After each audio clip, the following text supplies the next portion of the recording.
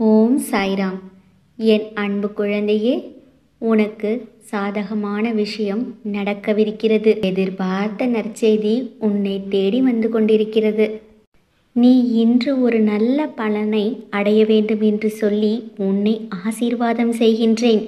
இந்த அப்பா நான் உண்மையைத்தான் சொல்வேன் என்று உனக்கு தெரியும். இன்று உன்னை சிரித்த முகத்தோடு பார்க்கும்போது என் மனதில் எழும் சந்தோஷத்திற்கு அளவே இல்லை. உன் சிரிப்பை பார்த்து எவ்வளவு நாள் ஆயிற்று. இன்று நிம்மதியை உணர்ந்தாய் அல்லவா? அதே மாதிரி உன் நிலைமையும் மாறும். இந்த வயதில் உழைக்காமல் வேறு எந்த வயதில் உழைக்கப் போகிறாய்? சோர்வு, தோல்வி இவை அனைத்தையும் நீ தூக்கி எறி. உனக்கு கீழே இருப்பவர்களை ஏளனமாக கருதாதே. அவர்களும் உனக்கு நிகரானவர்கள்தான். வேலை, சொத்து இவைகளை வைத்து மற்றவர்களை எடை போடக்கூடாது. என் பிள்ளையை நேர்கோட்டில் வாழ வைப்பது என் கடமை. பிறரின் நிலைமை கண்டு நகைக்கக்கூடாது. அதனால் ஒவ்வொரு வார்த்தை பேசும்போதும் யோசித்து பேச வேண்டும். உன்னை கோபப்படுத்தும் சூழ்நிலை வந்தாலும் அமைதியாக இரு. வாழ்க்கையில் இன்பமாக தோன்றும் எதுவும் இன்பமல்ல. துயரம் என்று நீ வருந்துவதும் நிலையான துன்பம் அல்ல. நான் உன்னோடு தான் இருக்கின்றேன் என்பதை நீ உணர்கிறாய். நீ கால் வைக்கும் எல்லா தீய நிகழ்விலும் உன்னை காத்து வருகிறேன். எங்கே இப்பொழுதும் நான் கஷ்டப்பட்டு கொண்டுதானே இருக்கிறேன் என்கிறாய் அல்லவா? உன் வாழ்வில் நடந்த சில விஷயங்களை நீ நினைவுபடுத்தினால் உனக்கு புரியும். எங்கு எல்லாம் நான் உன்னை காத்தேன் என்று.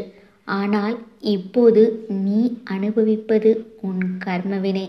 அதையும் சீர்படுத்தவே நான் இருக்கிறேன். உன் இரக்க குணம் இந்த நிலையிலும் பிறர் கஷ்டப்படுவதை காண சகியாத மனம், நீதி நேர்மையை பின்பற்றி செயல்பட வேண்டும் என்று நினைத்து அதன்படி நடந்து வந்ததால் தான் நான் கஷ்டப்படுகிறேன் என்று நினைக்கிறாய். கெட்டவர்கள் எல்லாம் நன்றாக இருக்கும் பொழுது நல்லதே நினைத்து நல்லவர்களாகவே வாழ வேண்டும் என்று நினைக்கும் நான் மட்டும் ஏன் இவ்வளவு கஷ்டப்பட வேண்டும் என்று நினைக்கிறாய். உன்னை போன்ற நல்லவர்கள் பலரும் இப்படித்தான் புலம்புவார்கள். இது இன்றோ நேற்றோ அல்ல. காலம் காலமாய் நல்லவர்கள் புலம்புவது தொடர்கதைதான். நற்குணம் கொண்ட நீ எஞ்சியுள்ள உன் கர்ம வினைகளையும் தீர்த்துவிட்டு முற்றிலும் சந்தோஷத்தை பெறுவதற்கு கஷ்டத்தை அனுபவிக்கிறாய். ஆனால் கெட்டவர்கள் தற்போது நன்றாக இருப்பதாக தெரியும். அவர்களுடைய கர்ம காலம் மோசமானதாகவும் கோரமாகவும் அமையும். நீயே உன் வாழ்வில் அடிபட்டவர்கள் படும் துயரங்களை பார்த்திருப்பாய். அதனால் முதலில் இந்த கஷ்டத்தை சமாளிக்க முடியும் என்று நினை. சோர்வு எதற்கு? இது உன்னை பலப்படுத்தி சிந்தனையை வளர்க்கும், செயலை வேகப்படுத்தும், மந்த புத்தியை போக்கும். நன்றி மறந்தவர்களை எண்ணி நீ நிம்மதி இழக்காதே. உன் உதவியை மனிதர்கள் மறந்து போகலாம், தெய்வங்கள் மறப்பதில்லை. நீ வாழ்க்கையில் உயரும் நேரம் வந்துவிட்டது. இனி நீ செல்லும் பாதை வெற்றி பாதை. அதில் வெற்றி கனியை சுவைக்கத்தான் போகிறாய். நீ நினைத்தது நடக்கும் நேரம் இதோ வந்துவிட்டது. வெற்றி உனதே. நாம் செய்த புண்ணியமும் தர்மமும் நமக்கு இடம் தெரியாத இடத்தில் இக்கட்டான சூழ்நிலையில் ஏதோ ஒரு ரூபத்தில் நிச்சயம் நம்மை காப்பாற்றும். நீ வாய் திறந்து சொல்ல முடியாத வேதனைகளை நான் கண் திறந்து பார்த்து கொண்டுதான் இருக்கின்றேன். நிச்சயம் உன் வேதனைகளுக்கு நல்ல முடிவு வரும். கவலையை விடு. இனி மகிழ்ச்சியாய் வாழ்வாய். உனக்கு நல்ல நேரம் வந்துவிட்டது. இது சத்தியம். இதை மட்டும் நீ மறவாதே. எந்த துன்பம் வந்தாலும் மனதில் சலனம் கொள்ளாதே. என்னை நினைத்துக்கொள். எனது உதவி எந்த வடிவிலாவது நிச்சயம் உன்னை வந்து சேரும். உன்னை கலங்க வைத்தவர்களை நான் பார்த்து கொள்கிறேன்.